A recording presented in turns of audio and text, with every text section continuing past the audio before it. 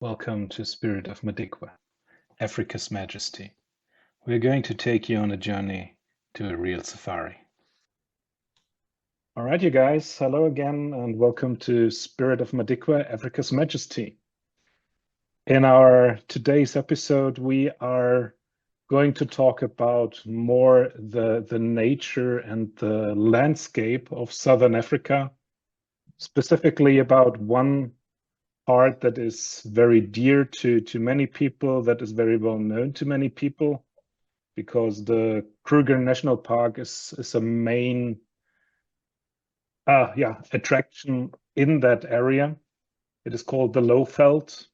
Some of you might know that Southern Africa, there's the lowveld, there's the highveld, there's the bushveld, then you have the Karoo Desert, the big Karoo, the Klein Karoo, the big escarpment area.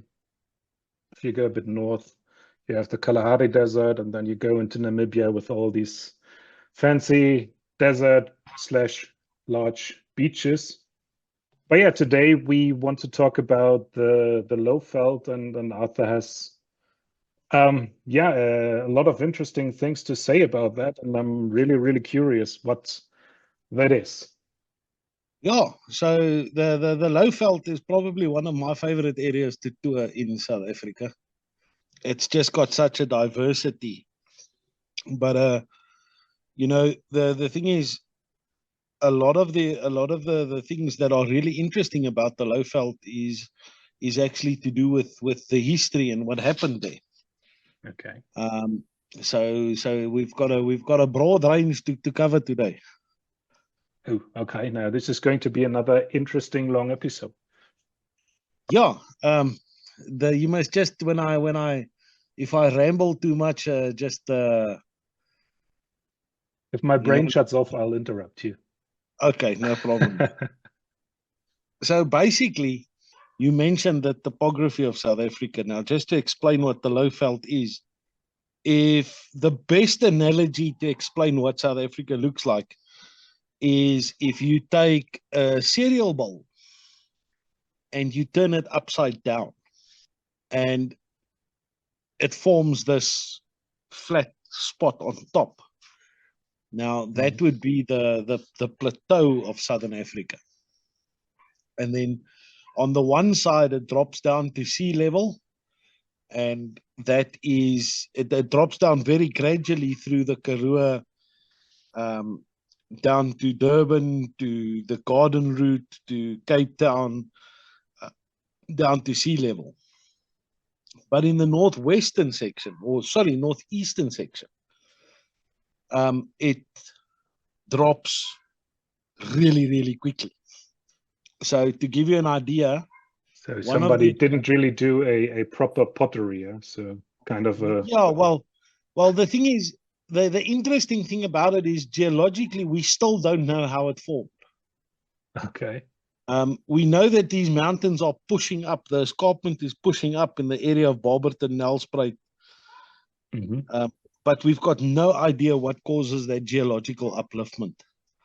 But it does lend itself to some very beautiful landscapes, and also to a lot of minerals that is available in that area, because obviously you can get deeper without digging.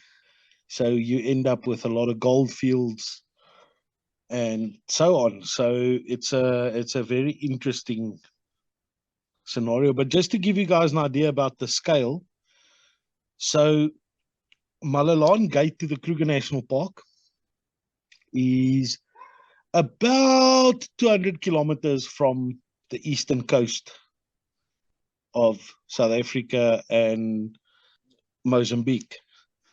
Now, actually, the Malalan Gate is like just over 70 kilometers away from the Mozambique border. But now, if you stand at Malalan Gate, then you are about 244 meters above sea level. If you then drive approximately 60 kilometers to Sabi, Pilgrim's Rest, that area, and you go to a place called God's Window, where you're literally standing on the edge of the escarpment, then you are 1,780 meters above sea level. So it's I just need to pull out a map here because I really need to follow what you are talking. Okay, yeah, yeah. I think it might be a good idea for people to pull up a map while we're talking. It makes it very interesting, because if you've ever done the trip from Johannesburg to the southern part of the Kruger, at some stage where you go through, especially if you take Schoemanskloof, when you take that Schoemanskloof road dropping down into the lowveld, it's actually such a severe drop that your ears pop to the bottom. It's a very interesting landscape, if I can put it that way. Now, first of all, now that you basically understand this whole setup, the biggest attraction in the lowveld area is most probably the Kruger National Park. And the Kruger National Park is massive. So when I say massive, I think the best analogy I can come up with there is to say that if you convert Kruger into acres and you take the size of Yellowstone in America, then you can actually fit Yellowstone into the Kruger National Park about 2.5 times. Yeah, That is so something, yeah. yeah, it's massive, And then another thing with the way we work, Matthias, that I think we need to share with the people is, a lot of people will say to guests, come to Africa, come see the Kruger National Park, and then they give them a day in the Kruger National Park. Yeah, that is basically the time that you need to start getting into it, and then you are already on your way out. Huh? Yeah, I mean, basically, to give you an idea, if we stay where we stay in Malalan, if we enter the park early in the morning when the gates open, and we come out late in the afternoon, I'd say about 5-6 o'clock, and you spend the whole day in the park, you've literally covered more ground, or an area that is bigger than most private reserves in South Africa. It is not unheard of to do a drive in the Kruger Park from the gates open to the gates close, and you cover more than 150 kilometers of road. You have to be aware that what is the speed limit? 30 to 40 kilometers per hour. So Kruger Park speed limits, if you're on a tar road, you can go up to 50 kilometers an hour. If you're on a dirt road, it's 40 kilometers an hour. Yeah. Well, if you keep doing this, you won't see anything. Exactly. That's moving too fast. So in reality, when I take guests into the park, I'm moving at about 20-25 kilometers an hour max. Yeah. There is some times where, if there's something interesting happening, or you want to get to a specific spot, that you might go up to the speed limit. But at the end of the day, the idea is to see animals. That's the famous Ferrari safari then, yeah. Yeah, that's it. It becomes the Ferrari safari. And then unfortunately, people get baited into thinking the Ferrari safari is the way to do things. I don't understand how people sometimes reason this out. But, I often hear when, there's always a congregation in the park at the picnic spots and whatnot. And here's a very important thing I want to mention with the Kruger Park is, I've often heard guides in the park say, I'm having such a fantastic morning. We've seen all 5 the big 5 before breakfast. Okay. Now, knowing how far your picnic spots or your breakfast stop is away from the gate, in order to get there at breakfast time, about 8:30, 9 o'clock, you need to keep moving. So at the end of the day, what that says to me is, yes, you've seen all 5 the big 5, and yes, you've stopped at each one, taken a photo, and carried on driving. Because otherwise, there's no way you're going to be on time at your breakfast stop. again, I think this is, as we said also in our last episode, if you do not take your time to actually sit next to the sighting, to enjoy it, and to also discover the real and more natural behavior of that animal that you are just looking at. Yeah, you have seen it, but I mean, what's the point in doing so? You could also go into a zoo, you would have pretty much the same experience there. And that's exactly my point, that there you become so at the end of the day, you become a photo collector, and you don't really have that experience. And that's why I like, if I can let a little bit out of the bag, Matthias, sorry if this, No worries. but I just want to let a little bit out of the bag. That's why we've approached the thing that if we go to the Kruger Park, we arrange for breakfast packs. Yeah. So that there is no rush to get to a place to have breakfast. We can literally, if we find that those animals, we can take our time. And whether we get to a picnic site at 9 o'clock or whether I get there at 11 o'clock, it doesn't matter, because, Yeah. at the end of the day, the sightings come first. And I mean, honestly, is this why you are going into Kruger Park or any other park, if for that matter, to go and have a nice breakfast at a nice spot? Or do you want to be there to see the animals?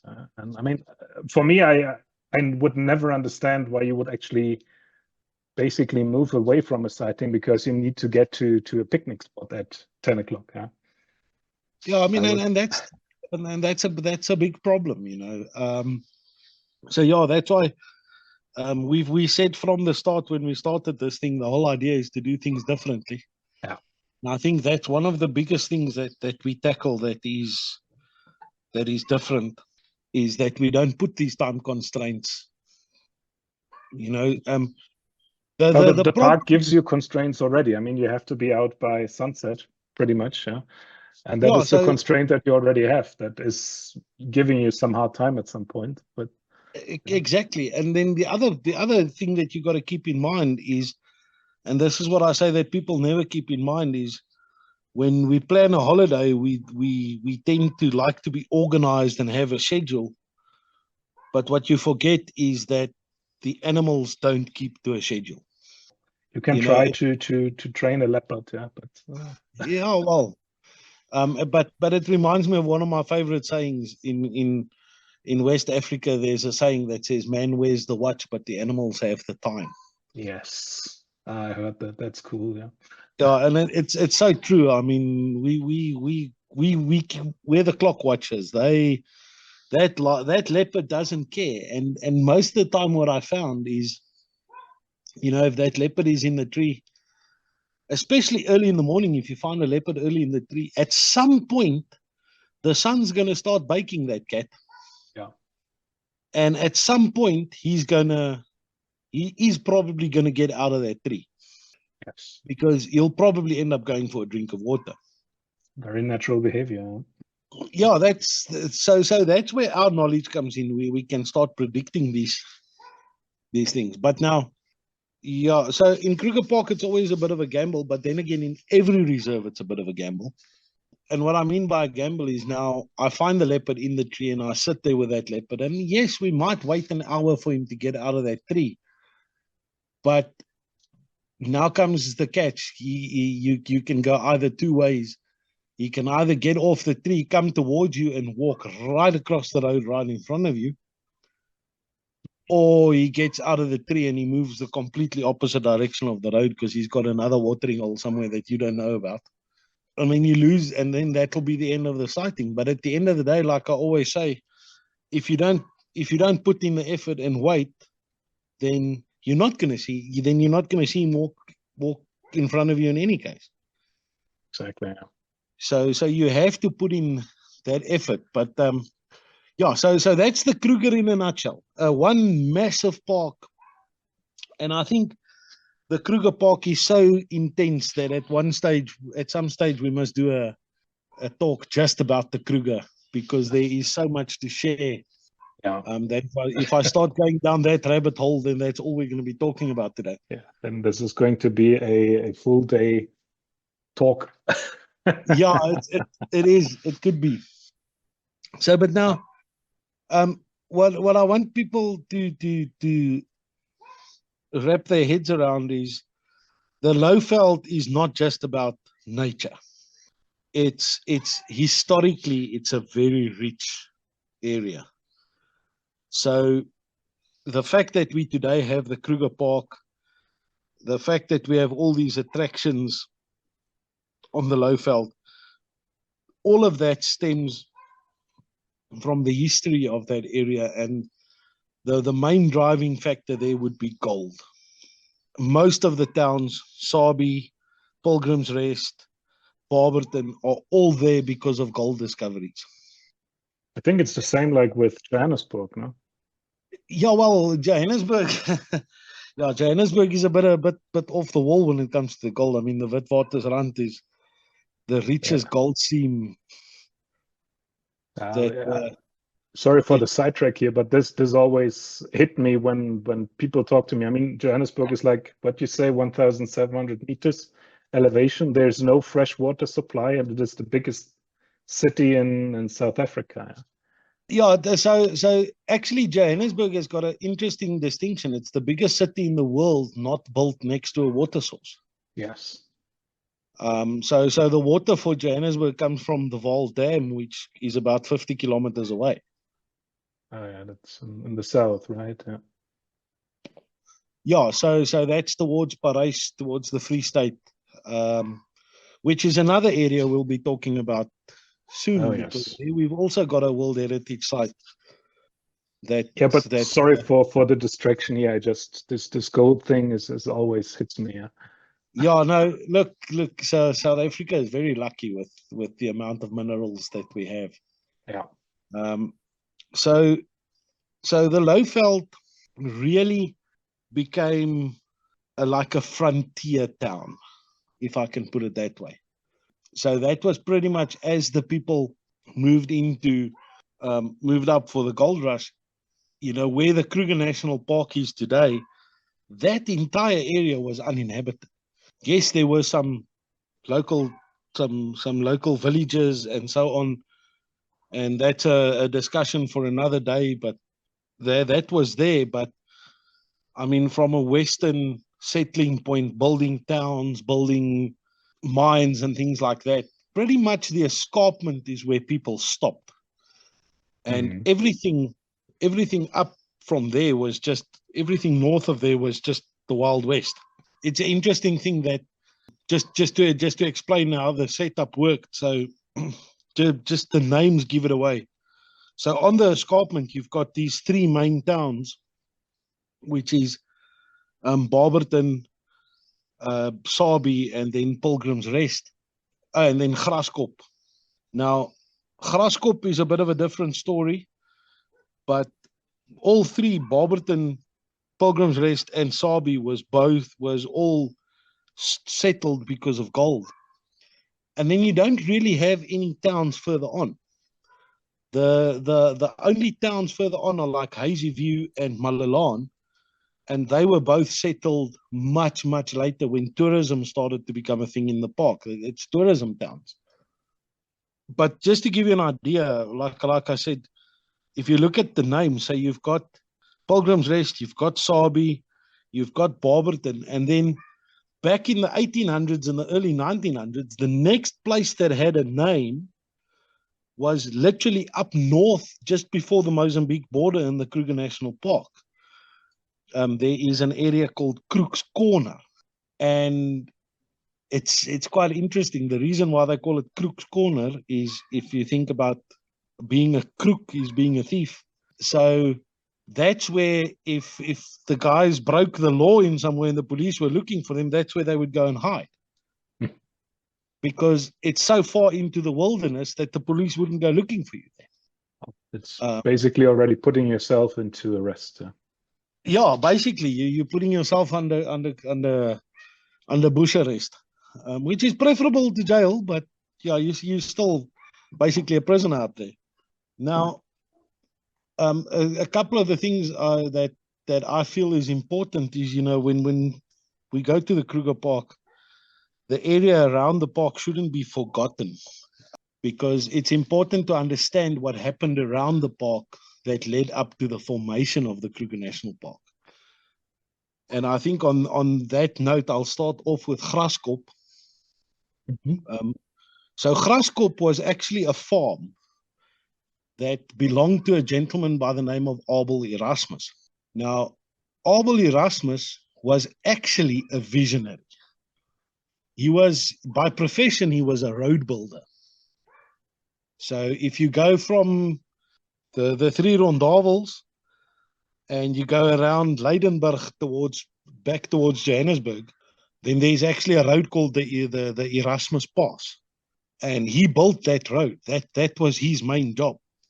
So it's the Erasmus Pass and the Long Tom Pass. I'll get to the Long Tom Pass just now. Trying to find that here. Yeah, so that will be between Leidenburg and Dullstroom. Is the Long Tom Pass. And then the Erasmus Pass is not really advertised, because there's nothing significant that happened there. It's just the name for the road. Okay. But Abel Erasmus, while building this road, you must remember, late 1800s, early 1900s, people are living off the land quite literally. If you wanted to eat, you had to shoot something to eat. You know, and traveling by wagon, there's nothing of going to town and getting supplies. When you go out to the worksite, you got to take what you need for the next 2 or 3 months with you. So during this thing, Abel would hunt to feed his road workers, and he started noticing that it became more and more difficult to hunt, meaning that the number of animals were decreasing, because in those days there was no control of the hunting. People were just shooting whenever they're hungry. So he actually wrote a letter to the then president of the Transvaal government, to Paul Kruger, who the Kruger National Park is named after, and he said to him, you know what, and this was like in the 1870s already. He said to him, you know what, we need to make a plan, because if we don't start looking after these animals, there's going to be no animals. And that kind of sparked the whole thing that eventually led up to the formation of the Kruger National Park. So he was really a visionary. He was one of those few people who understood the value of conservation. So the town of Graskop is on his farm where he lived. Because later on in life, after the road was built, he started a little hotel and whatnot on his farm, and then it just grew into a little town where Pilgrim's Rest, Sabi, and Barberton is out and out gold rush towns. And it all started with the first place that gold was found was actually Sabi. It's a very interesting story. So one of the families that owned land in the area actually went on a Sunday picnic, and they had a shooting competition while they were having a picnic, shooting cans and stuff like that. What the casual things that you would do? Huh? Yeah, the typical 1800s thing. Let's shoot cans with a rifle, And then the son actually missed the target, and he hit a rock face. Okay. And it's interesting because it's that bullet that hit the rock face that found the first gold. Yeah, lucky shot. Yeah, I mean, by the name, yeah. It's often referred to in some of the history books as, and I know this is quoted to a lot of incidents in history, but in some of the history books they actually call it the shot that rang across the world. Oh yeah. Because the next moment, as soon as the news of the gold discovery picked up, you literally had people from all over the world coming to find their fortune. But the problem with that was Sabi was not a very rich gold deposit. So that's what led to the other towns forming, because at some point the gold in Sabi ran out. But people were still convinced there's gold in the area. So they kept on spreading out and looking, the prospectors. And then they found gold in Barberton, and Barberton town was settled. And then later on, one of my favorite stories is Pilgrim's Rest. So Pilgrim's Rest is literally, if the best way to describe it, it's a one-horse town. The horse died last week and nobody noticed. Oh. It's literally, it's got one main road. Yeah. Later on, we've added roads to get to certain sites in the town, but originally it was one road, and everything was on this one road. The Royal Hotel, the printer, the garage. So the typical thing that this stereotypic one road kind of Yeah, thing, it looked like a little western town, you know, like you see in Yeah. the cowboy movies, except that all the buildings were built from corrugated iron, Wow. Okay. because those corrugated iron sheets, some clever guy in Johannesburg got the idea to build prefab houses, basically. So you would order a building, all the wood for the frame, and then the corrugated irons for the roof and the walls, and everything is delivered in one go on a wagon. Oh, okay. And you just put it together, and there you got a house. Which I Lego. still This maintain. is how Lego was invented. Yeah, well, it's basically an adult Lego set. Yeah. But now the interesting thing is, I still maintain is, I mean, you've been to the lowveld, you've experienced the summer. Yeah. I still think it was a very silly idea living in a corrugated iron house in the summer in the lowveld. That is what I just thought. Like, well, yeah, no. You know, but now interesting. I mean, you do not need any kind of how to say a cooking place. Yeah, you can basically boil your eggs and everything. Leave the chicken on the kitchen table. By the time you come back tonight, it's done. Yes. That type scenario. So it was definitely not an easy place to live. But now the thing that makes Pilgrim's Rest interesting is the first gold in Pilgrim's Rest was discovered by a guy called Alec Patterson. Alec Patterson is like this larger than life character, because he discovered gold in Pilgrim's Rest. But the story is that he was at the age of 60, he decided to leave Cape Town and go look for his fortune in the lowveld. Okay. Now, when you get to Pilgrim's Rest, you'll see there's a lot of references to Alec Wheelbarrow Patterson, because that was his nickname, Wheelbarrow.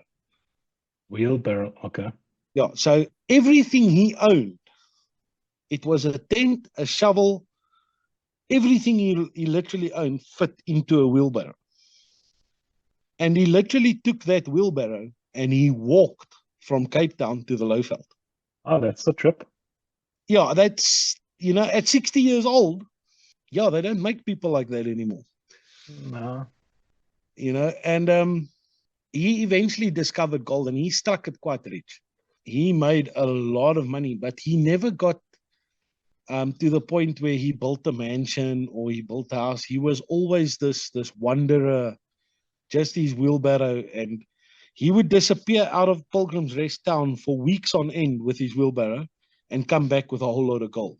And nobody would tell where he found it. Yeah. Exactly. And up to today, nobody still knows where was Alec Patterson's claim. So there's a possibility that there's still a very rich claim somewhere in the lowveld.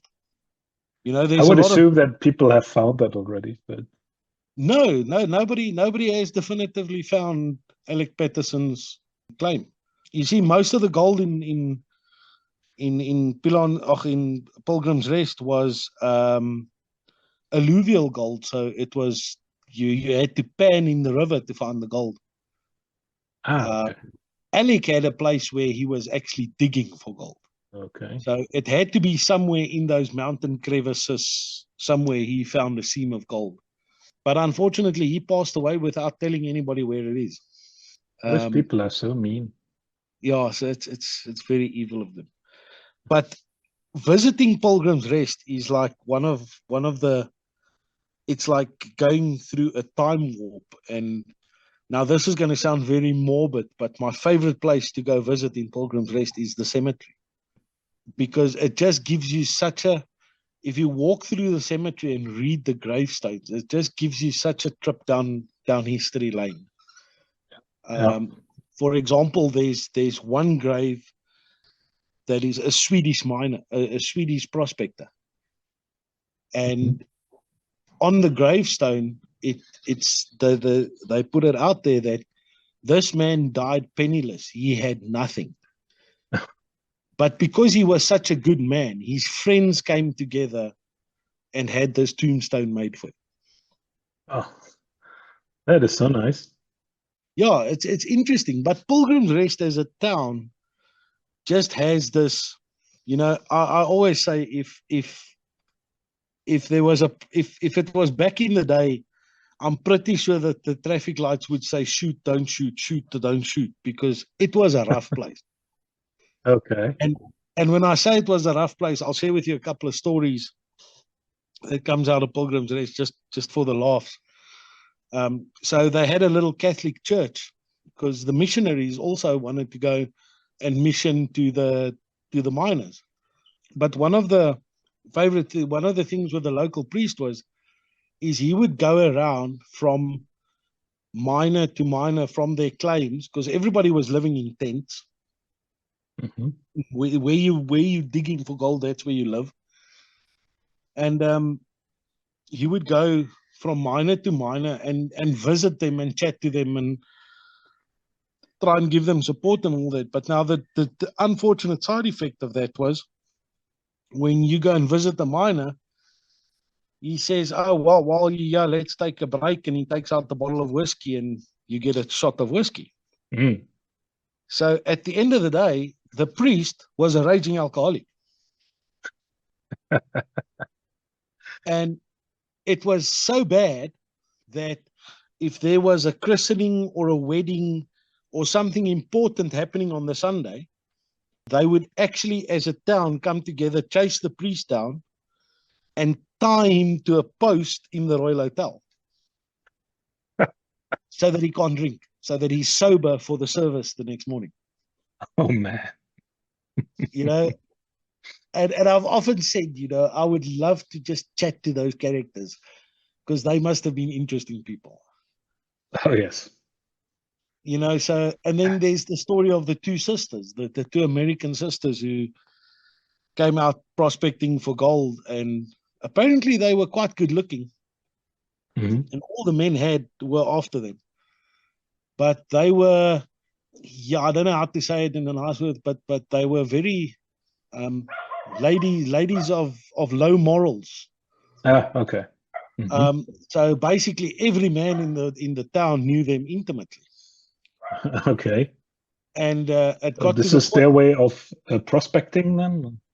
yeah, but now the thing is, they were also a bit of conning the guys by leading them on and promising them marriage and things like that. And then it never happens. And then one day, the one sister actually did get married. And the famous story is that on her wedding day, when she came out of the church, the rest of the town was congregating there, and all the miners, instead of throwing confetti, they threw their boots. So she and her husband literally had to go to hospital after that because. Yeah, you got kicked by boots a lot. Yeah, I mean, there's like 200 miners and everybody throws a boot. I mean, it's going to hurt. And I don't think they were just chucking the boots. I think they were aiming and throwing the boots because they had some motivation there. Yep. So that's quite interesting. And then the last thing about Pilgrim's Rest that I find fascinating about the graveyard is there is a very special grave in the graveyard. So all the graves is laid out north-south. Mm-hmm. So that the headstones are on the northern side of the grave. And the tradition behind it was so that if you're lying north-south, you can see the sunrise and the sunset. Yep. There's one grave that all it's got is a wooden grave marker. It's surrounded by rocks, and all it says on the wooden marker is robber's grave. And this grave is turned east-west. Ooh, that's mean. Yeah. So this person, whoever he was so hated that they decided that even in death, he should not be able to see the sun rise or set again. Now, the thing that's so alluring about this is it's this big, gigantic mystery. We don't know who it is. There's no records Oh, that okay. indicates who the robber was. It just says robber's grave. So it leads down to a whole lot of interesting theories to discuss. But one of my leading theories that I put the most stock in is that somebody came up with the idea that said he must have at some stage stolen something like a tent. Because if you think about it, for a miner, a tent is everything. That's Yeah. his home. Or he stole somebody's gold that they found. But whatever he did was pretty bad. Yeah. Because the community really didn't like him very much. No. And we have no idea whether he was actually hung before he was put in the grave, or whether he died of natural causes, or what's the story. So they didn't do any documentation there, nothing, yeah. No, there's no documentation. The documentation about Pilgrim's Rest is very scarce, but eventually Pilgrim's Rest also ran dead, and it basically survived as a tourist attraction. Ah. Um, and funnily enough, in the 60s and 70s and the early 80s, most of what kept Pilgrim's Rest alive was the movie industry. The movie industry, Because okay. no, because there you had this little frontier town that still looked like it did in the 1800s. Ah, okay. So if you watch, there's two versions of Jocko the Bushveld that was made, but the original version, the Percy Fitzpatrick is played by a guy called Jonathan Rans. Now, in that version of the movie, they actually shot all the town scenes in Pilgrim's Rest because it was authentic. The story takes place in Pilgrim's Rest. Ah, okay. And the town still looks like it did. All you had to do was put the people in period correct clothing, and then you're back to the 1800s. Yeah, and just put away those Land Cruisers and put in some Some carts wagons. instead, yeah. That's Some wagons. it. These days, if you get to Pilgrim's Rest, you see a lot of tour buses. Yeah. But yeah, so it's a very interesting little town. And that kind of leads into, I just mentioned Jocko the Bushveld. Mm-hmm. So Jocko the Bushveld, the story of Jock is just integral to the Lowveld. I So have to admit, I still haven't read that book. I'm very disappointed. I've been Yes, on I you know. for about 4 months to read that book. Yes, I know. I know. But it's a fantastic story, because when you initially see the book, you think it's all about the dog. Mm-hmm. But what makes the book so special is it's not just about the dog. It gives you a very good idea of what the Lowveld was like back in the day. Now, the reason why I always mention Percy Fitzpatrick is Percy Fitzpatrick is probably one of the biggest conservationists in South African history. And he had a lot to do with the development of the Kruger National Park. And I'll explain how that happened just now. But the crux of the story is that Percy Fitzpatrick, born in King Williamstown at the coast, he came up to Barberton, Pilgrim's Rest, Sabi area looking for his fortune. And he was one of the guys that didn't find gold. So he became what they call a transport rider. Mm-hmm.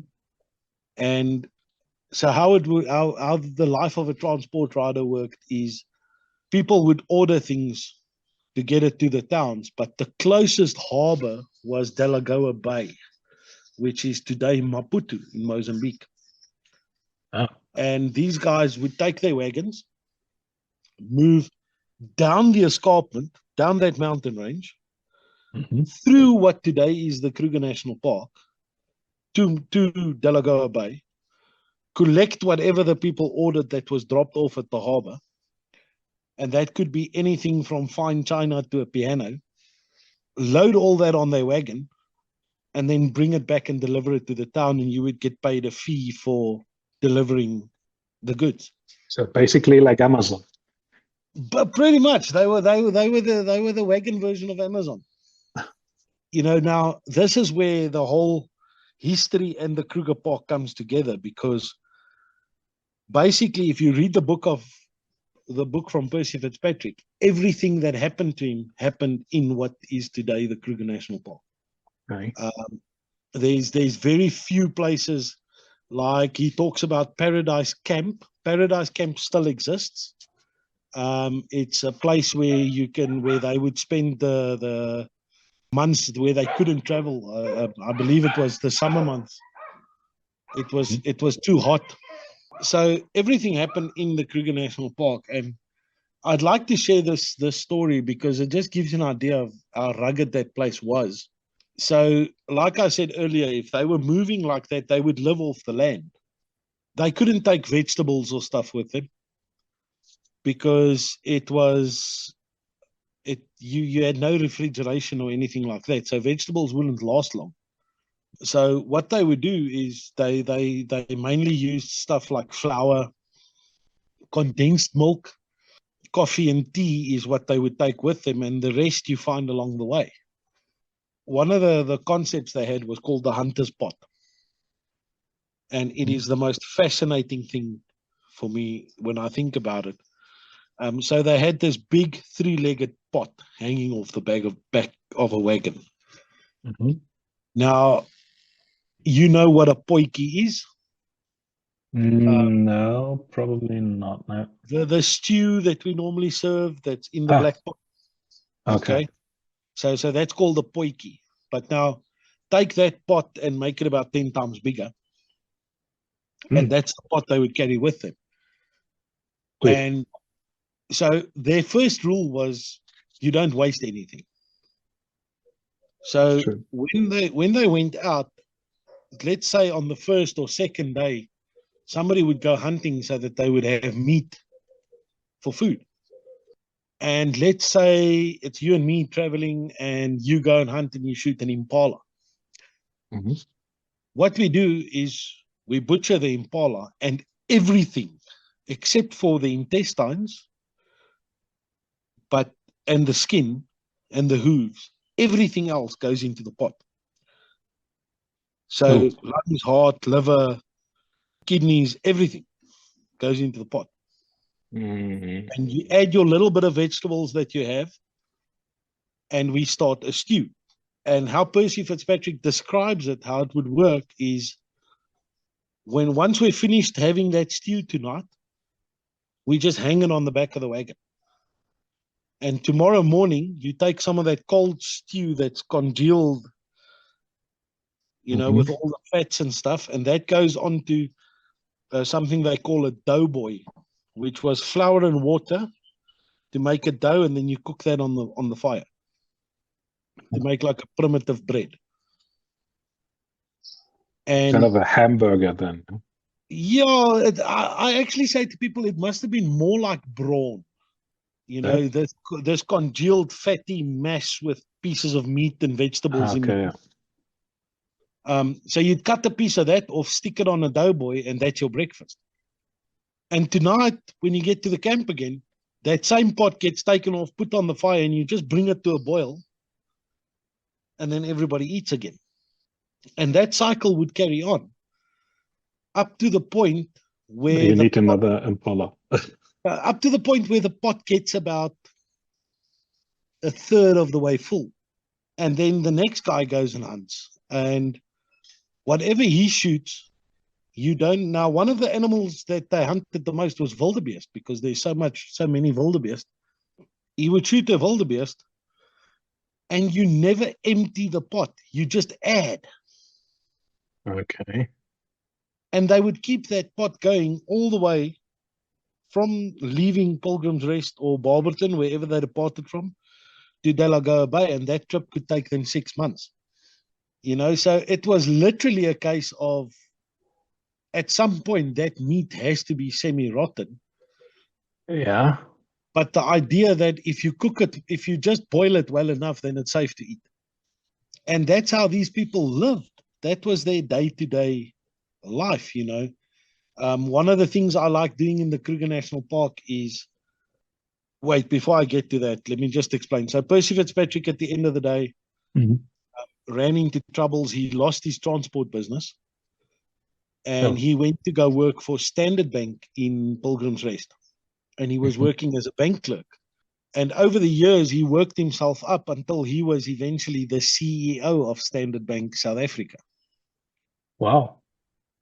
Now, that's where his true passion for conservation came into play, because he saw how South Africa, he lived through that era where South Africa changed from, after the Anglo-Boer War, from this wild place where everybody was living off the land to more cities and industrialized. And he wanted to preserve, so he got involved with conservation. And through his job with Standard Bank, he had the funds to invest in conservation from the bank side. So one of the greatest gifts he gave us is he went into the Kruger National Park and basically marked out all the roads that they would use with the wagons back in the day. All the places, like in the story you read about when Jess was Jock's mother, where she gave birth to him. I can take you today to the spot where Jock was born. Oh, okay. Because he marked that for us. I can take you to where they used to cross the river. All of those historical sites are marked.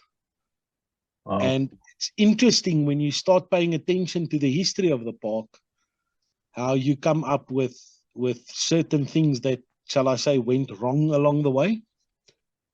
So what I wanted to say, this is one of my favorite things to do in the Kruger National Park, is if somebody has read the book of Jock of the Bushveld, to actually go into the park and show them these places, so you can put that picture with the information that you read.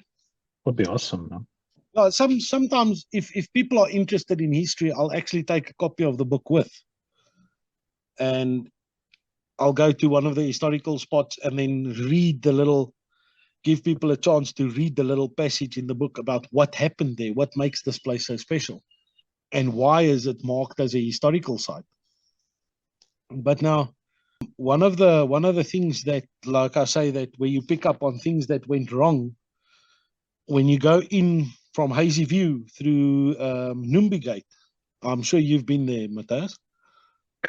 I'm not sure if we went through probably, yes. Yeah, Numbi Gate. If you go in Numbi Gate, about 400 meters up the road from the gate, there is actually a grave of a gentleman named Pretorius Kop. The camp is called Pretorius Kop, and this gentleman is named Pretorius, and he was one of the pioneers, and he died there from malaria. And that's where the Yill's name came from, and you can still see the grave today. Now, what's interesting is, as you come up the road, heading north, there is two hills in front of you. There's a smaller one to your right and a bigger one to your left. And on today's maps of the Kruger National Park, the one on the left is called Shabeni Kopi, and the one on the right is called Pretorius Kop. But now when you read Jock of the Bushveld, then Percy Fitzpatrick explains, when you're on the wagon road, which today is Voortrekker Road, when you're on the wagon road and you get to Ship Mountain, which is the most spectacular mountain, it looks like an upside down ship. When you get to the mountain, your next beacon that you would aim at, because remember, there were no roads in those days. No. So to keep direction, you would aim at Pretorius Kop. So basically what he says is you can see Pretorius Kop from Ship Mountain. On the way back then, yeah? Yeah, coming back down south. Problem is, if you stop at Ship Mountain today, you can't see Pretorius Kop. But you can see Shabeni Kopi. Yeah. So in recent years, it has come light that a lot of people have picked up on this, and it's come to light that when James Stevenson Hamilton was naming the places in the park, he actually made he called the wrong hill Shabeni Kopi. Yeah. And he called the wrong hill Pretorius Kop, because Pretorius Kop is actually the bigger one of the two that you can see from Ship Mountain. So, unfortunately, there's no plans by the park to rectify that, because it would just confuse the living daylights out of people who's been going to the park for years. I mean, honestly, for me now, it's really good because I have this map in front of me now, and I really can see what you're talking about. I always feel that when we take people to the Kruger National Park, we also have to take them to explore those surrounding areas, and take in the history that led up to the formation of the Kruger Park and why it is the fantastic place it is. So I don't know, have we got time for one more site to discuss one more site? Yes, please go ahead. Okay, so that is South Africa's newest World Heritage Site. Now, everybody's probably heard of the Panorama Route, and that is the route that we take people on to go visit Sabi, Pilgrim's Rest, all the waterfalls. And the waterfalls, they're really not that spectacular, but the interesting thing behind them is their names. Yeah. So you have Berlin Falls, which I'm sure you'll find very interesting. Yep. And where the name comes from is basically, like I said, there were prospectors coming from all over the world.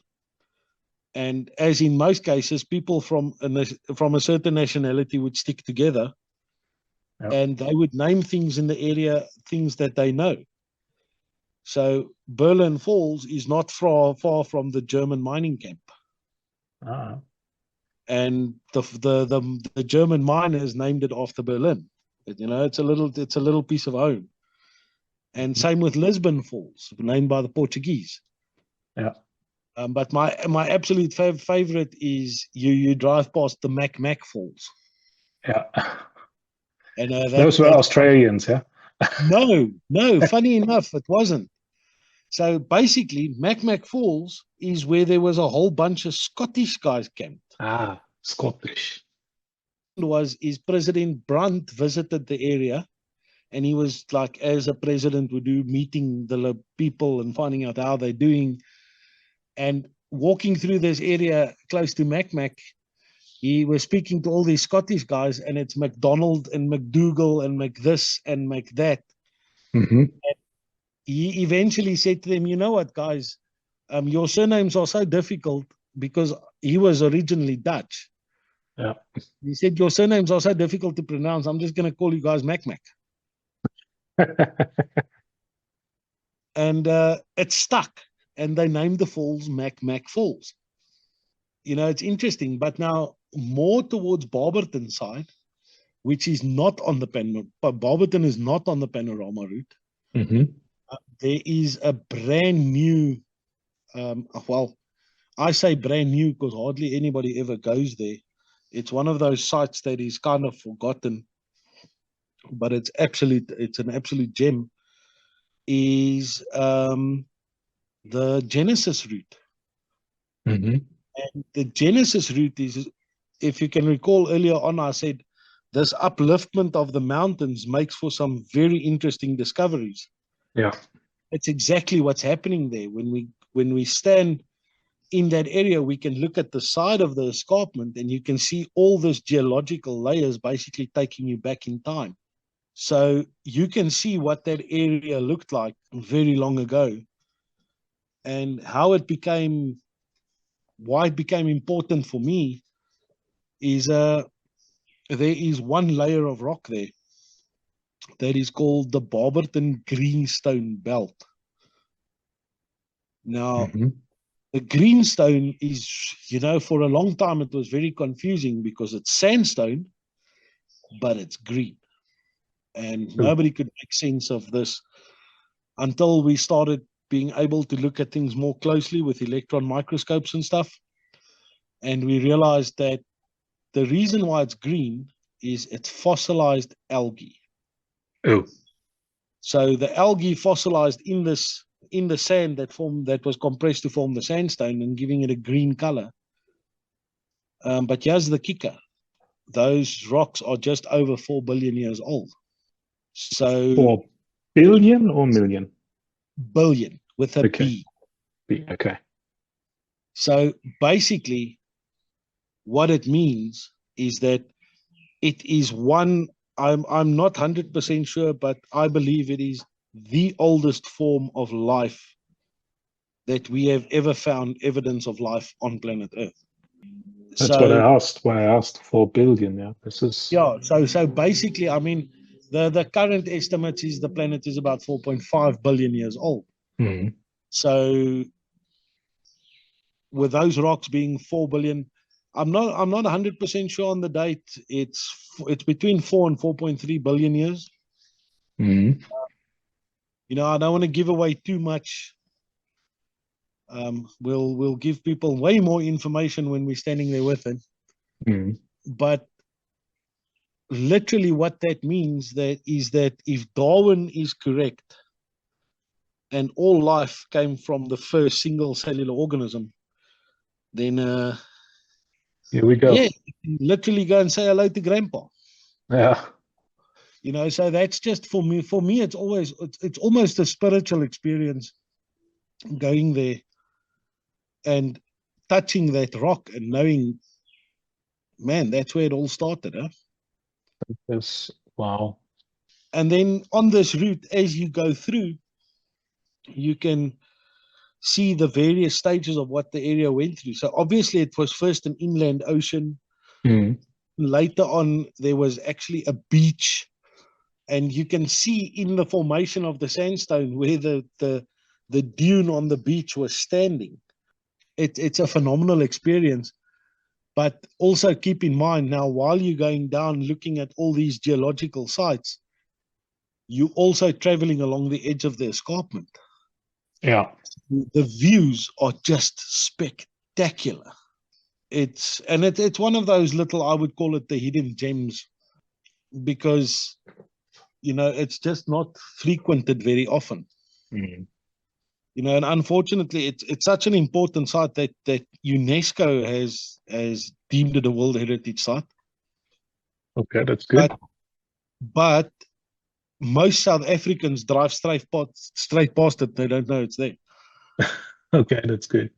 Yeah, so it's always funny because they've got little places. So as you travel down this mountain pass, where you can see the various things, they've made little stops where Mm. you can pull off, and there's information boards and whatnot. And it's always interesting when you pull into one of these coves and you're looking at one of these spots. You can literally see people almost breaking their necks because they're wondering why the hell are these people stopped next to the road.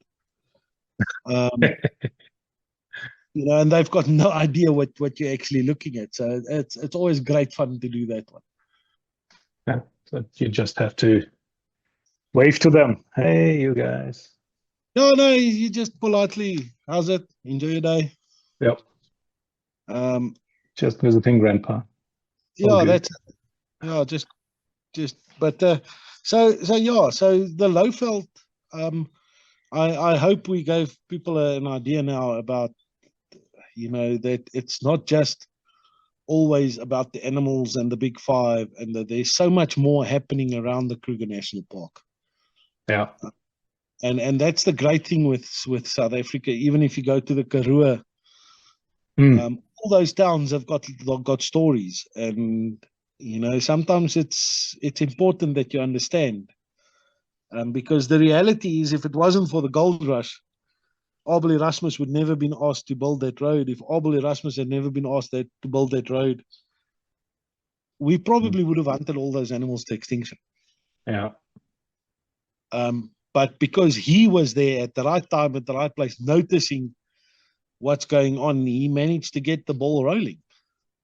And I mean, this is, yeah, absolutely great. You have this large park. You have this great area there with Yeah, so much to see besides just the animals and exactly. quote And unquote. Yeah. Yeah, it's probably it's one of the best areas of South Africa to visit. There's just so many rich stories, and the fact that, like Pilgrim's Rest, it's not that you just tell people the story and the history is erased. The history is still there. I can still go and look at the robber's grave. I I hope you can, guys keep it that way. Not like the yeah, well, Americans just basically tear it down and build something else. well, I don't think anybody wants to build anything at Pilgrim's Rest because, yeah, There it's is kind of nothing secluded. else. I mean, the only reason to that people went there in the first place was the gold, and Mm. unfortunately, the like I said, it was mostly alluvial gold. Mm. Um, it was the gold rush is over. There is no more gold to be found. I hope people realize we've spent quite a bit of time talking now, but we've only touched on what happens in that area. Yeah. Because I'm sure from your experience, we still haven't touched on the Berkluck potholes. Yeah. We touched on This the whole three panorama route thing, yeah. or the Blyder River Canyon, Yeah. which incidentally is the third largest canyon in the world. Oh, Uh, yes. And so it's largest amazing. canyon, so largest canyon being the Grand Canyon, the second largest being the Fish River Canyon in Namibia, Yeah. and then the Blyder River Canyon. But if you really want to, I always have to cheer on my own tourist attractions. So what you can say is that the Blyder River Canyon is the largest living canyon in the world. Because the river is still flowing, or Well, the Rio Grande is still flowing through, and the Fish River is still flowing through both the other two, yeah. but both the other two are in deserts. Ah, right. Yeah. And when you stand at Three Rondavels, the Blyder River Canyon is actually green. Yes. You've still got foliage, and so it's a living canyon. That's Um, true, yeah. not too long ago, there was a release that at the Bergslac potholes, one of the camera traps caught a leopard running around there. Ooh. And quite honestly, I've had the experience where taking people on the panorama route, going through the plantations from Sabi to Graskop, Hmm. I've actually seen leopard Okay. walked across the road right in front of us. So it's still a vibrant, living area. It's the canyon is still alive. That's awesome. Yeah, so that's fantastic. Yeah, you guys, let us know in the comments what you think about lowveld. If there's anything you want to know about more specifically. To be honest, I'm totally impressed now. I have been very quiet because I kept looking at the map and tried to follow the sites that Arthur explained, even though I have been to most of these places myself already. But yeah, this is absolutely interesting and fascinating. So let us know what you think about it. If you have been to the Lowveld, what are your favorites there, or what else do you want to know? So one of the things that we have spoken about that I just want to carry over to the audience is, once again, what sets Spirit of Madikwe apart when we go to those areas is, we try not to make it a hurry up, take your photo and let's go scenario. Mm. I mean, one of the itineraries that I've worked in the past with another travel group, we would travel from Johannesburg through the panorama route to the Kruger in one day. You can do that, and then you You have seen it, but well, Yeah, you can do that, but literally, I mean, the Three Rondavels is probably the most breathtaking viewpoint yeah, on the panorama route. And we would literally stop there and say to people, right, there's the Three Rondavels, there's a canyon, you got 5 minutes on the bus, let's go. That it doesn't do it justice. People can go home and say, I've seen it, mm, but have you really seen it? I mean, I always say to people, seeing it through the viewfinder of a camera to get your photo, that's not really seeing it, because you didn't take your time to actually appreciate what you're looking at. yeah, to understand what Um, you're looking at, actually. Yeah. yeah, so that's very important. And that's why I said in the beginning, you know, the biggest problem in today's life is schedules. Mm. I like to when I hit those places. You know what? If the schedule says we'll be back at the hotel at 5, guys, at the end of the day, you're on holiday. It doesn't matter if you come back at 6. No. It's, you know, rather take the time in you know, enjoy what you're looking at. And well, the other thing that I find very exciting about our venture is that we're working with smaller groups. Mm. So one of the biggest difficulties you got when you got these big organized tours is now you got 40 people on a bus. I get to 3 rondavels and 20 people are saying, but you know what, we're not really into landscape photography or looking at landscapes. So we don't mind moving on. And you got 20 people that says, oh, we love it. Yeah, can we stay another 5 minutes? Mm. And the next one, you have it just the other way around. And the next one, now you get into Pilgrim's Rest, and then the first 20 comes to you and say, yeah, now this is what I'm talking about. You know, I like the history and I'd like to explore some more of this town. Can we have some more time? And the other guys are saying, but this is just a bunch of buildings. We want to move on. And what's nice when you work with a small group is if they come to you and say, listen, yeah, we've seen this place and we're not really blown away. Can we move on to the next attraction? Then it's sure, get in, let's go. Yeah. You know, that makes a huge difference to the experience at the end of the day. I think, I mean, I like really working with groups, ideally really also with groups that know each other, families, friends, couples that want to travel together, so that are kind of aligned already with their expectations and their ideas of what they enjoy and what they don't enjoy. Exactly. It just makes it a more relaxed atmosphere. Just take that time that you need in order to understand and explore what you're saying. Yeah, but okay, so like I say, if I go down the rabbit hole, then we're going to be here until, I don't know, maybe the end of April or so. All right. So that's my story for today. That's just a little bit of an introduction into the lowveld and its attractions and what's around the Kruger. Yeah, Arthur, really, again, thanks a lot. I mean, it was, even though really just a very, very small nutshell, taking us there, giving us a little bit of an insight. And yeah, again, contact us if you're interested in knowing more. Put it in the comments. You know how to contact us. And yeah, I'm looking forward to the next episode. Arthur, thank you very much again. And guys, yeah, see you next time. No problems, guys. Have a good evening and enjoy the rest of your day. And we'll see you on the next episode.